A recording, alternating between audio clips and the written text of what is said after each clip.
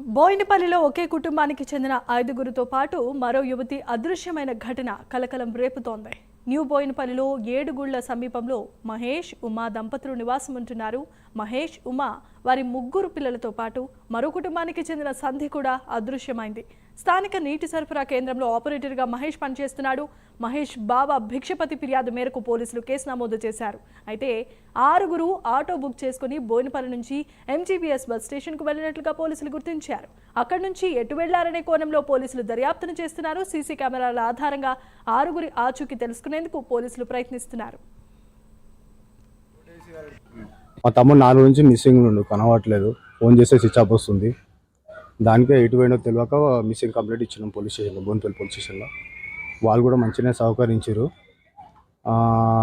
నిన్న నైటు ఒక కానిస్టేబుల్ ఇచ్చి గౌలిగూడ బస్ స్టాప్కు కానిస్టేబుల్ ఇచ్చి పంపించారు. అక్కడ సీసీ కెమెరా చెక్ చేస్తే విజయవాడ బస్సు ఎక్కినట్టుగా తెలిసింది మాకు. దానికోసమే అసలు వాడి ఫోన్ కూడా స్విచ్ ఆఫ్ వస్తుంది. ఏం చేయాలో అర్థం కాక. ఎవరెవరు వెళ్ళారండి వాళ్ళ పేర్లు? మా తమ్ముడు, మా మరదలు, వాళ్ళ చెల్లె, 3 పిల్లలు.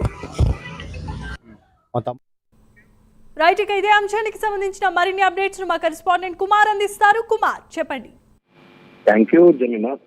బోయినపల్లి పోలీస్ స్టేషన్ పరిధిలోనే ఒకే కుటుంబానికి చెందిన 6 అదృశ్యం అవడం కూడా ఒకసారిగా కలకలం రేపుతుంది.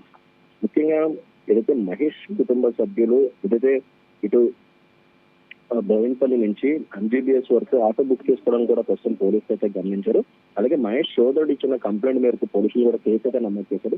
కుటుంబ సభ్యుల మధ్య ఎలాంటి తగాదాలు లేవంటూ కూడా మహేష్ సోదరుడు అయితే చెప్తున్నాడు. వాస్తవంగా మహేష్ కుమారుడికి గుండెలో సమస్య ఉన్నట్లు కూడా కొన్నాళ్లుగా ఆసుపత్రులు వెంట తిరుగుతున్నట్లు కూడా ఆయన అయితే చెప్పడం జరిగింది. కుటుంబం అంతా కలిసి బాబు ఆరోగ్య పరిస్థితి నుండి మెరుగుపడడానికి తీర్థయాత్ర వెళ్లి ఉండొచ్చు అంటూ కూడా భావిస్తున్నారంటూ కూడా చెప్తున్నారు. న్యూ బోయినపల్లి 7 గుళ్ల సమీపంలో నివాసం ఉండే మహేష్ అలాగే ఉమా దంపతులు తమ 3 పిల్లలతో పాటు సంధ్య అనే మరొక కుటుంబ సభ్యురాలను కూడా అదృశ్యమైనట్టు కూడా పోలీసులు అయితే తెలుస్తున్నారు.